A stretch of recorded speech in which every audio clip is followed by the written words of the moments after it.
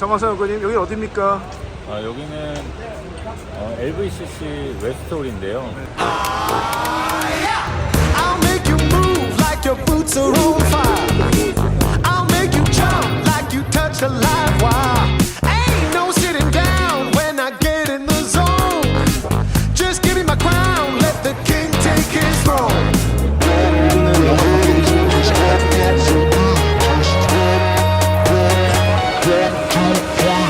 열심히 듣고 가도록 하겠습니다. 하이트증권 화이팅! 여러분 안녕하십니까? 하이트증권에서 리서치를 맡고 있는 고태봉입니다. 또 CES의 계절이 왔고요. 저희 하이트증권은 매년 CES를 참가하면서 여러분들께 생생한 현장감을 들려드리기 위해서 노력하고 있습니다. 자, 이번 저희 제목을요, 리얼 퍼포즈, 리얼 테크, 리얼 임팩트, 좀 다소 장황하게 좀 적어봤는데요. 존디어라는 회사가 있습니다. 우리가 소위 말하는 농슬라라고 부르죠. 농기계와 테슬라의 합성어가 농슬라인데요.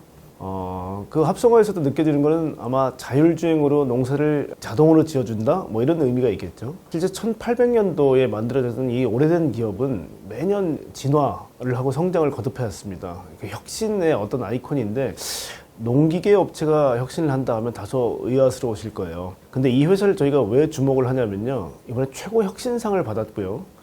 저희가 늘 얘기했던 자율주행이 앞으로 어떻게 될 건지를 미리 점쳐볼 수 있다는 측면에서 굉장히 중요합니다. 왜냐하면 우리가 2차원 공간의 도로에서 수많은 동적 장애물을 회피하는 자율주행은 굉장히 어렵지만 정해져 있는 농토에서 큰 장애물 없이 다니는 것들이 조금 더 쉬울 수 있겠죠. 조금 어렵게 얘기하면 컴플렉시티, 즉 복잡도가 낮은 자율주행을 구현하는 데는 굉장히 최적의 장소가 아마 농토나 경작지가 아닌가 싶고요. 1800년대부터 왼쪽 상단에 보시는 그림을 보시면 마치 쟁기 같은 도구서부터 시작해서 아주 원시적 단계의 경운기를 만들기 시작하고 가운데 장표를 보시면 PC를 이용하기 시작하더니 결국은 인공지능까지 사용하는 거의 200년에 걸쳐서 계속 진화를 거듭한 모습을 볼 수 있습니다.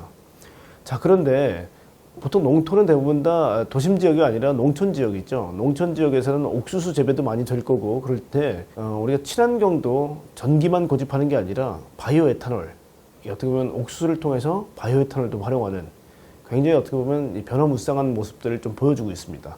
자, 근데 이번에 보여줬던 기술들은 어떤 거냐면 농토에 어떤 이제 홈을 파고 거기다 씨앗을 심고 그 씨앗을 비전 센싱을 해서 거기다가 비료라든지 아니면 물을 See and spray, 즉 보고 뿌린다라는 거죠.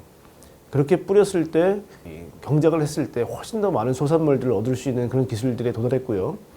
그러니까 가운데 하단의 그림을 보시게 되면 실제 수분을, 그러니까 물을 뿌릴 때 모든 농토에다가 전부 다 골고루 뿌리는 게 아니라 일정 지역만 타겟팅해서 뿌리기 때문에 굉장히 물도 아낄 수 있는 뭐 이런 것들을 기술적으로 구현을 했다는 겁니다. 자, 그러다 보니까 왜 이 캐치플레이를 리얼 퍼포즈 테크 임팩트를 내는 얘기를 했냐면요. 정말 농민들이 필요로 하는 목적들은 뭘까? 우리 농기계를 필요로 하는 진짜 의미들은 뭘까? 라는 게 진정한 의미의 리얼의 퍼포즈고요. 그걸 서포터에 위한 진정한 테크가 어떤 거냐? 그래서 아까 말씀드린 것처럼 비전 센싱이라든지 우리가 extract, transform, loading, ETL 프로세스라는 말씀을 좀 드려왔는데요. 실제 데이터를 학습하고 데이터를 만들어내고 그걸 가지고 추론과 학습을 통해서 결국 다시 OTA로 뿌려주는, 즉 AI의 순환 구조를 보통 우리가 ETL 프로세스라고 얘기를 하죠. 그걸로 농사 재반에 관련된 데이터를 엄청나게 수집을 또 많이 하는 회사이기도 합니다. 그래서 실질적으로 그런 이제 이 기술로 구현을 했고요. 리얼 임팩트가 제일 중요한 부분이겠죠. 정말 농민들이 혜택을 받고 있느냐, 선한 영향을 끼치고 있느냐라는 부분에서 큰 영향을 끼쳤습니다. 자, 미국 내 농민은 전체 인구의 1.3%에 불과합니다. 얼마 전까지만 해도 우리가 2%라는 보고를 받았는데 이제는 1.3%까지 줄어 있고요. 미국 전체 면적의 약 30%에 달하는 농장을 관리해야 됩니다. 정말 소수의 인원이 큰 면적을 관리해야 되는데요. 저희가 우측에 보시게 되면 한 이 농업회사가 맨하탄보다 더 넓은 면적을 경작을 해야 되는 상황인데, 그러기 위해서는 정말 로보타이제이션 되어 있는 이 농기계의 도움이 절대적으로 필요하다는 거죠. 그렇게 해서 인류가 2040년까지 인구가 늘어날 것들을 봤을 때 실제 필요한 음식물의 양은 50% 이상을 더 우리가 작황을 해야 된다는 거거든요. 그걸 위해서는 소수의 인원이 이 넓은 경작지에 더 많은 소산물들을 내야 되기 때문에 로보타이젠도에 있는 농기가 필요하다. 이게 어떻게 보면 진짜 임팩트가 되겠죠. 진짜 농민들이 고마워한다는 것들도 이번 저희가 키노트 할 때 실제 많은 농민들이 얘기를 하더라고요. 이 기계가 없었으면 우리가 농사 지을 수 없다. 굉장히 편안하게 농사 지을 수 있다. 자동으로 다 지어줄 수 있다. 그래서 매년 보니까 동일한 면적에서 추수가 되는 농작물들이 훨씬 더 늘어난다라는 보고를 하고 있습니다.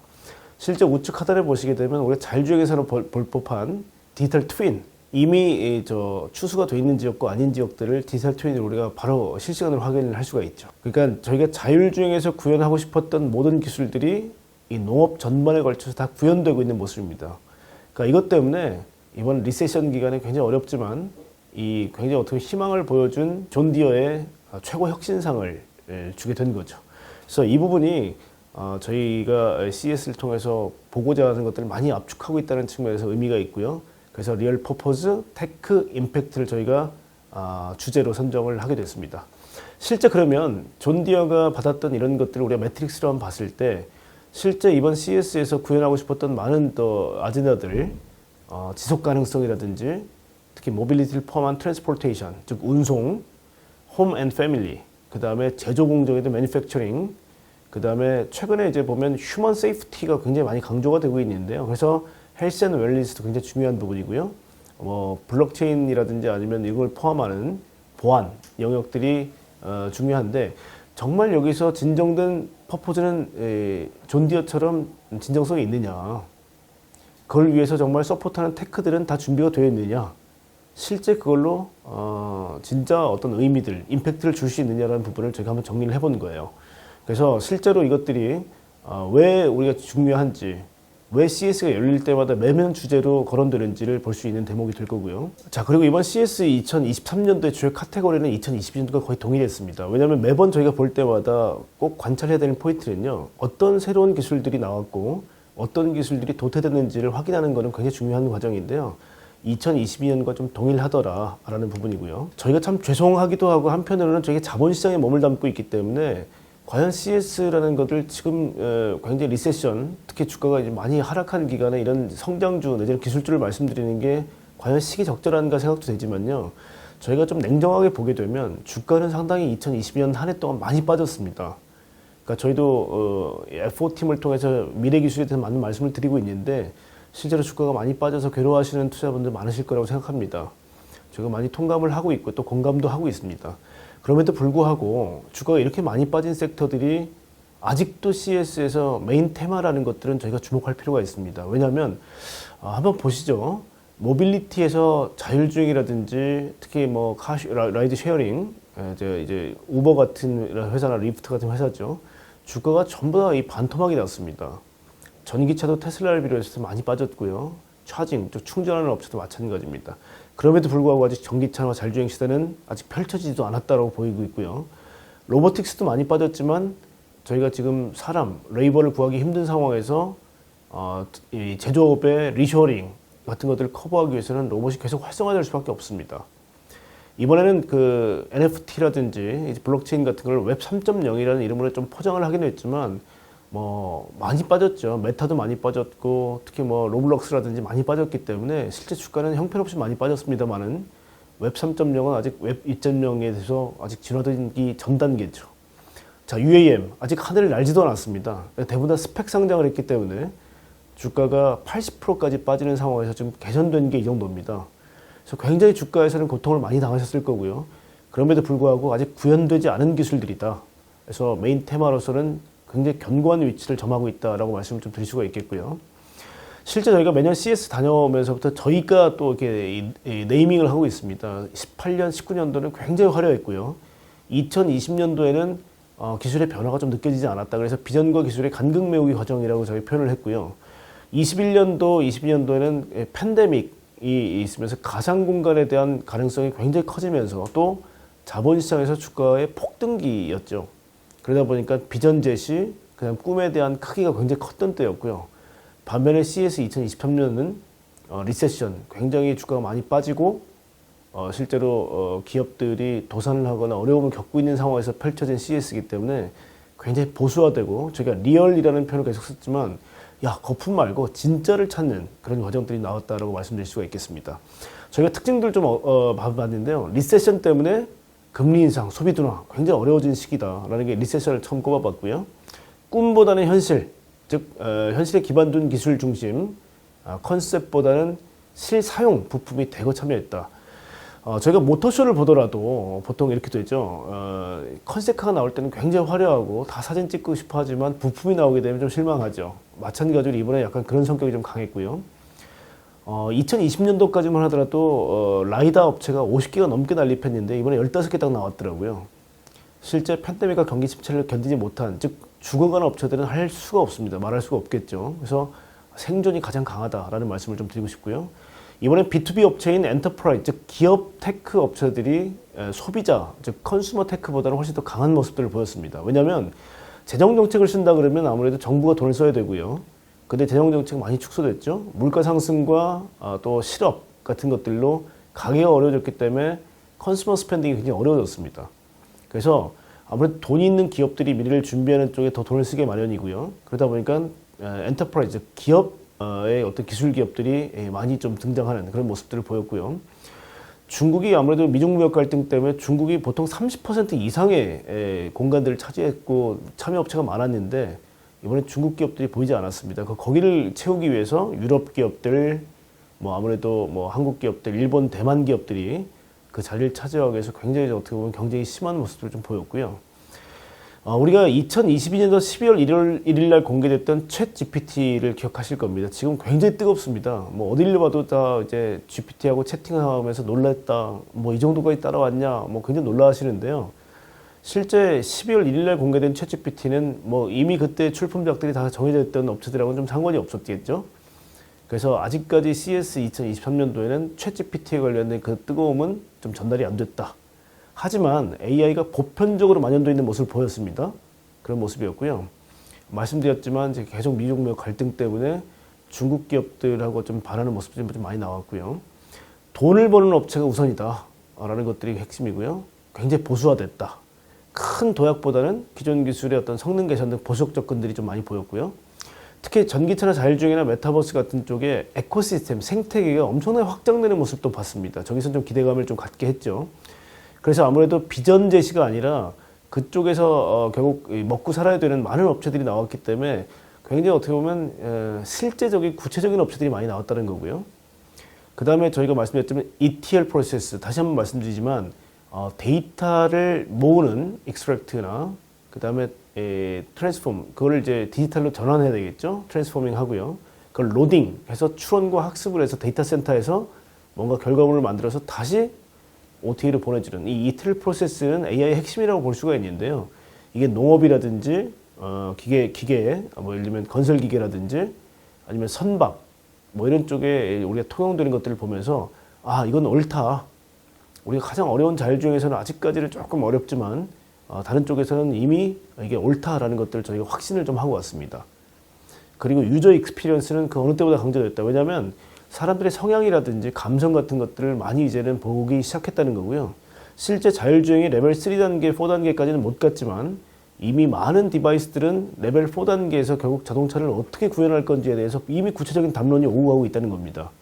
그래서 이런 것들이 이번 CES 2023의 특징이었다라고 볼 수가 있겠고요. 자, 또 하나는 이제 CTA라고 이제 이 CES를 주관하는 이제 행사의 주체인데요. 많은 이제 임플리케이션을 주려고 노력합니다. 이쪽에서 뭐라고 얘기를 했냐?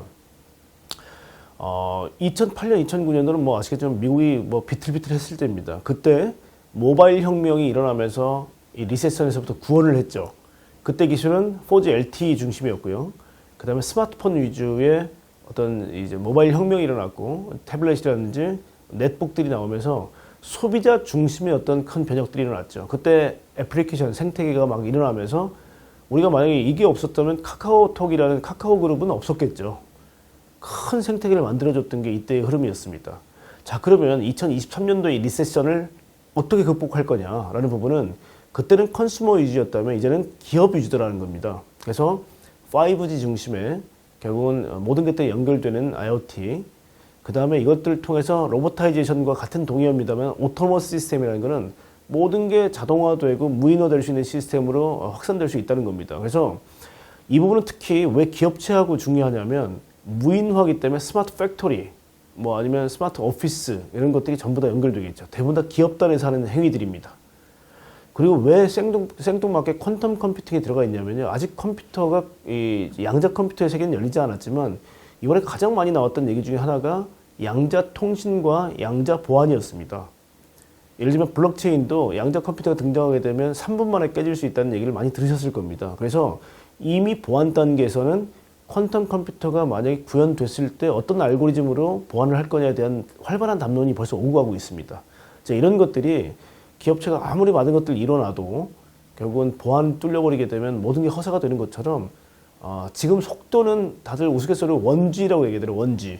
5G가 아니라 1G다. 굉장히 느리지만 양자 보안을 이미 준비하는 그런 단계까지 이르렀기 때문에 이번 리세션을 구원하는 기술들은 엔터프라이즈 테크가 중심이 될 거다라는 전망을 내놨고요. CTA가 얘기했던 건 디지털 유틸리티, 우리가 디지털의 어떤 기반이 최근에 어떤 기업들을 지탱하는 힘이다. 그래서 보안, 시큐리티는 사이버 시큐리티를 얘기했고요. 스케일러빌리티, 계속 커지기 위해서는 클라우드 시스템, 데이터 센터를 구축해야 된다. 여기서는 뭐 아마 아마존이라든지 아니면 마이크로소프트라든지 뭐 애플, 구글에 굉장히 힘을 좀 얻을 수밖에 없겠죠. 특히 자동차에서도 이번에 이런 흐름이 나타났습니다. 소프트웨어 디파인 비클, 즉 소프트웨어가 규정하는 자동차가 되면 이 클라우드의 중요성이 굉장히 강해지기 때문에 이 업체들이 차량용 OS 시장에 대거 진출하는 이런 움직임도 감지가 됐습니다. 그 다음에 시뮬레이션, 우리가 가상 공간이라는 거를 막연하게 추상적으로 볼 필요가 없는 게 현실 세계를 결국은 컨트롤하기 위해서는 가상 세계로 끌고 들어가야 돼요. 그래서 우리가 디지털 트윈 같은 시뮬레이션이 필요한 거거든요. 그래서 AI나 로보틱스를 우리 컨트롤하기 위해서는 시뮬레이션이 반드시 필요하다. 그리고 이 현실 세계, 물리 세계의 복잡도를 학습시키는 공간으로 결국 시뮬레이션을 우리가 쓰는 거거든요. 그래서 디지털 유틸리티가 굉장히 중요하다는 거고요. 기업체에서 핵심은 또 어떻게 보면 물류하고 또 어떤 창고 관리가 아니겠습니까? 그래서 로지스틱스 웨어하우스 쪽에는 속도와 안전과 그 다음에 어떤 코스트 세이빙이라든지 옵티마이즈가 좀 필요하다라는 부분을 언급했고요. 말씀드렸지만 사이버 시큐리티, 보안 굉장히 중요하기 때문에 이걸 언급을 하고 있고요. 메타버스가 여기저기서 다 필요할 거다라는 MOT 개념이 아까 말씀드린 것처럼 버추얼라이제이션은 메타버스가 되는 건 뭔가 시각적으로 보여줄 필요가 있다라는 부분. 그래서 디지털 트윈이 반드시 들어갈 거고요. 이머션 같은 경우도 우리가 뭐 증강현실이라든지 이런 것들에 대해서 보면 반드시 필요하기 때문에 요 부분들이 MOT, 메타버스가 모든 곳에 존재한다는 MOT라는 개념을 또 발표를 했고요. 트랜스포테이션, 즉 우리가 운송 쪽에서는요 크게 세 가지 아젠다였어요. 이건 뒤에 가서 좀 얘기를 해볼게요. 첫 번째가 전동화. 그래서 배터리, 차저, 이코시스템에 들어갑니다. 전동화는 비단 자동차뿐만 아니라 아까 얘기했던 농기계 쪽이나 아니면 건설기계, 선박까지도 계속 확장되고 있는 상황이고요. 두 번째가 오토노머스입니다. 자율주행인데 이 역시 승용차에서 계속 확장이 되고 있습니다. 트럭도 이번에 언급이 됐고요. 그래서 굉장히 큰 트럭도 이번에 등장했는데 뭐 라이다, 레이더, 카메라가 더덕더덕 붙어 있더라고요. 그 또 하나는 자율주행 트럭은 지금 미국 같은 경우는 트럭 기사가 16만 명이 부족하고요. 특히 운송 쪽에서 쇼티지가 심합니다. 그래서 이런 부분들을 메이크업하기 위해서 자율주행 트럭이 나왔다는 거고요. 세 번째는 이게 다 된다면 결국 어떤 경험들을 할 수 있겠어? 라는 부분에서 자율주행이 되게 되면 자동차가 많이 바뀌겠죠. 그래서 스크리니피케이션, 모든 자동차의 주변부가 다 모니터화되는, 그래서 투명 디스플레이도 아주 현란하게 공개가 됐고요. 그 다음에 5G V2X, 모든 사물과 다 연결한다는 V2X, Vehicle to Everything이죠. 자동차와 모든 사물을 다 연결한다는 개념이 들어오고요. 보이스 컨트롤, 우리가 알렉사 같은 경우를 통해서 많이 얘기를 하기 때문에 이번에 아마존 같은 경우는 알렉사를 통해서 내가 자동차 쪽에 OS를 좀 하고 싶어. 이렇게 깊이 들어오는 모습도 보입니다. 그리고 자동차 안에서 쇼핑을 한다든지 아니면 소니가 이번에 이제 아필라라는 차를 내놨는데요. 안에서 많은 이제 엔터테인먼트를 할 수 있는 부분이 나오게 됩니다. 그리고 피처 에즈 서비스 같은 경우 파스 같은 모델도 역시 들어오는데요. 아마 자동차 내에서 어떤 그 형상들을 할 때마다 앞으로 이제 아마 돈을 받는 그런 구독 경제가 될 수도 있다는 거죠. 그래서 이런 부분들이 CTA가 제공해낸 트랜스포메이션 쪽의 핵심들이었고요. 메타버스의 전략은 소비자와부터 기업체까지 굉장히 다양하다는 부분도 이번에 언급을 했습니다. 자, 그래서 뭐 말씀드렸지만 디지털 트랜스포메이션이라는 건 아날로그를 디지털화시키는 과정이라면 거기서 얻어졌던 수많은 데이터들을 통해서 처음에는 컨슈머 단에서 좀 많은 것들이 우리가 클라우드, AI, 로보틱스, 사이버 시큐리티 많이 언급을 했고요. 이제는 기업 단에서 5G를 기업 단까지 끌어올리는 5G 엔터프라이즈, 그 다음에 인더스트리얼 IoT나 웹 3.0까지도 확장되는, 그래서 스마트 팩토리, 그 다음에 자동화 시스템, 오토머스 시스템, 메타버스까지 확장되는 부분이 아마 2030년까지 가는 그 길목에서 굉장히 중요한 인더스트리가 될 거다라는 것을 이제 CTA가 보여줬고요. 예, 그 첫 번째는 뭐 엔터프라이즈 테크 이노베이션입니다. 컨슈머보다는 기업체 위주의 어떤 혁신이 있을 거라는 거고요. 두 번째는 메타버스하고 웹 3.0인데요. 웹 3.0은 우리가 이제 참여하는 모든 사람들이 뭐 토큰이라든지 보상을 받을 수 있는 저 모든 사람들이 여기서 혜택을 누리는 시스템으로 진화된다는 거죠. 그래서 이 부분은 아직 열리지도 않았는데 주식시장에서는 굉장히 이제 큰 주가 하락이 있었기 때문에 이거는 다시 올라올 때 여러분들이 주목하셔야 될 섹터라고 생각되고요. 말씀드렸지만 뭐 엔터프라이즈 쪽에서 이 메타버스를 활용하는 건 무궁무진합니다.